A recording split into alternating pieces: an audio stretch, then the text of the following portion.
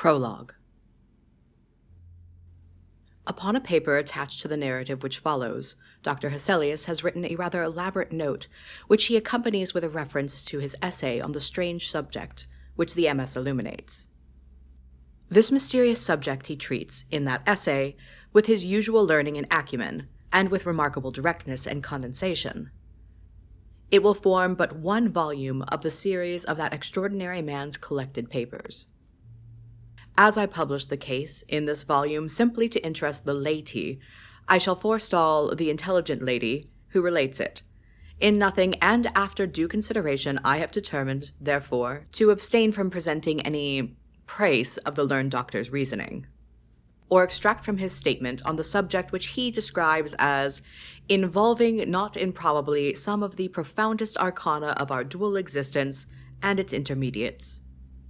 I was anxious on discovering this paper to reopen the correspondence commenced by Dr. Hesselius so many years before, with a person so clever and careful as his informant seems to have been. Much to my regret, however, I found that she had died in the interval. She probably could have added little to the narrative, which she communicates in the following pages, with, so far as I can pronounce, such conscientious particularity. 1. An early fright. In Styria, we, though by no means magnificent people, inhabit a castle, or schloss. A small income in that part of the world goes a great way. 800 or 900 a year does wonders. Scantly enough, ours would have answered among wealthy people at home. My father is English, and I bear an English name, although I never saw England. But here, in this lovely and primitive place, where everything is so marvelously cheap, I really don't see how ever so much more money would at all materially add to our comforts, or even luxuries. My father was in the Austrian service, and retired upon a pension in his patrimony, and purchased this feudal residence, and a small estate in which it stands, a bargain. Nothing could be more picturesque or solitary.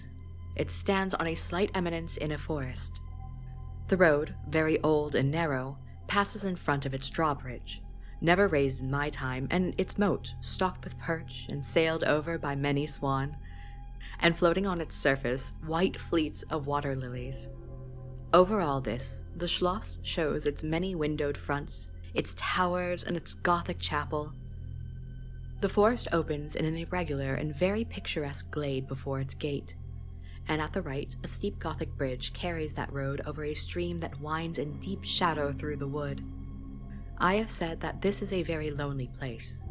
Judge whether I say truth.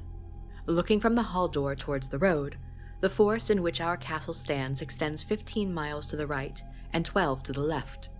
The nearest inhabited schloss of any historic association is that of old General Spielsdorf, nearly 20 miles away to the right.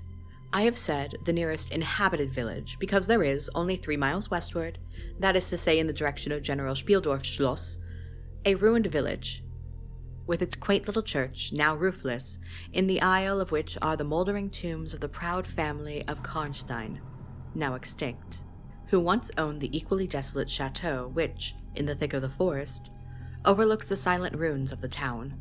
Respecting the cause of the desertion of this striking and melancholy spot, there is a legend which I shall relate to you another time.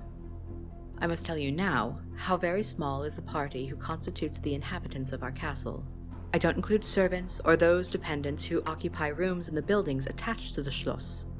Listen and wonder. My father, who is the kindest man on earth, but growing old, and I, at the date of my story, only 19. 8 years have passed since then. I and my father constituted the family at the schloss. My mother, a Styrian lady, died in my infancy. But I had a good-natured governess who had been with me from, I might also say, my infancy. I could not remember a time when her fat, benignant face was not a familiar picture in my memory. This was Madame Perrodon, a native of Bern, whose care and good nature now in part supplied to me the loss of my mother, whom I do not even remember, so early I lost her. She made a third at our little dinner party. There was a fourth, Mademoiselle de La Fontaine, a lady such as you term, I believe, a finishing governess.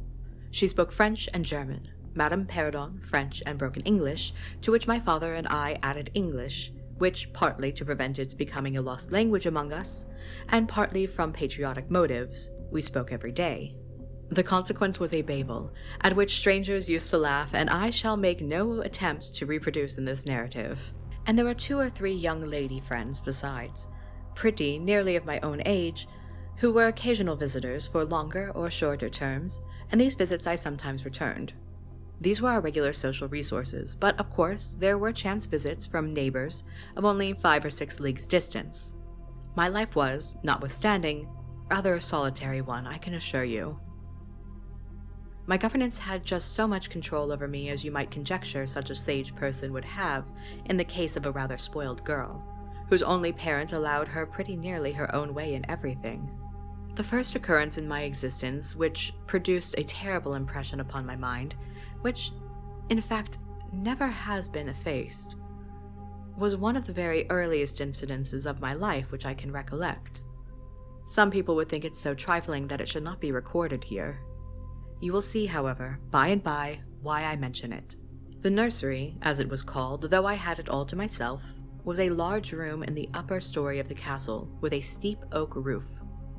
I can't have been more than 6 years old when one night I awoke, and looking around the room from my bed, failed to see my nursery maid. Neither was my nurse there, and I thought myself alone. I was not frightened, for I was one of those happy children who are studiously kept in ignorance of ghost stories, of fairy tales, and of all such lore that makes us cover up our heads when the door cracks suddenly, or the flicker of an expiring candle makes the shadows of a bedpost dance upon the wall, near our faces. I was vexed and insulted at finding myself, as I conceived, neglected, and began to whimper, preparatory to a hearty bout of roaring, when, to my surprise, I saw a solemn but very pretty face looking at me from the side of the bed. It was that of a young lady who was kneeling with her hands under the coverlet. I looked at her with a kind of pleased wonder, and ceased whimpering. She caressed me with her hands, and lay down beside me on the bed, and drew me towards her, smiling. I felt immediately delightfully soothed, and I fell asleep again. I was wakened by the sensation as if 2 needles ran into my breast very deep at the same moment, and I cried loudly. The lady startled back with her eyes fixed on me, and then slipped down upon the floor, and, as I thought, hid herself under the bed. I was now for the first time frightened, and yelled with all my might and main. Nurse, nursery maid, housekeeper all came running in, and hearing my story, they made light of it, soothing me all they could meanwhile. But child as I was, I could perceive that their faces were pale with an unwonted look of anxiety. I saw them look under the bed, and about the room, and peep under tables and pluck open cupboards, and the housekeeper whispered to the nurse, "Lay your hand along that hollow in the bed. Someone did lie there. So sure as you did not, the place is still warm."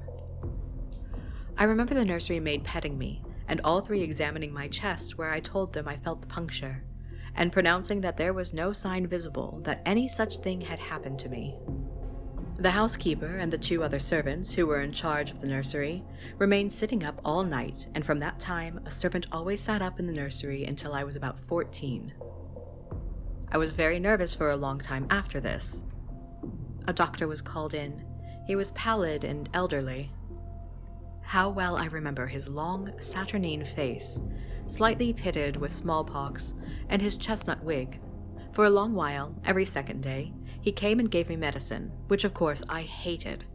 The morning after I saw this apparition, I was in a state of terror and could not bear to be left alone, daylight though it was, for a moment.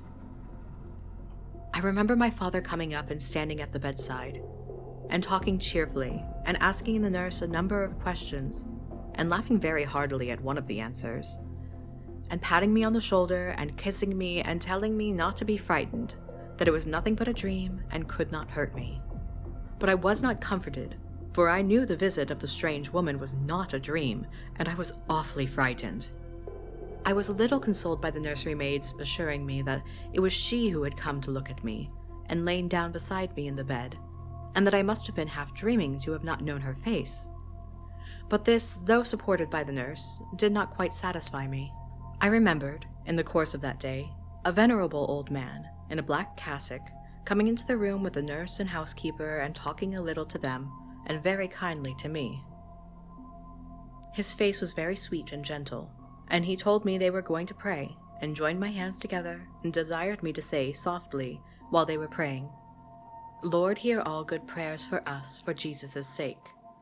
I think these were the very words, for I often repeated them to myself, and my nurse used for years to make me say them in my prayers. I remember so well the thoughtful, sweet face of that white-haired old man, and his black cassock as he stood in that rude, lofty brown room with the clumsy furniture of a fashion 300 years old about him, and the scanty light entering its shadowy atmosphere through the small lattice. He kneeled, and the 3 women with him, and he prayed aloud with an earnest, quavering voice for what appeared to me a long time. I forget all my life preceding that event, and for some time after it is all obscure also. But the scenes I have just described stand out vivid as the isolated picture of the phantasmagoria surrounded by darkness.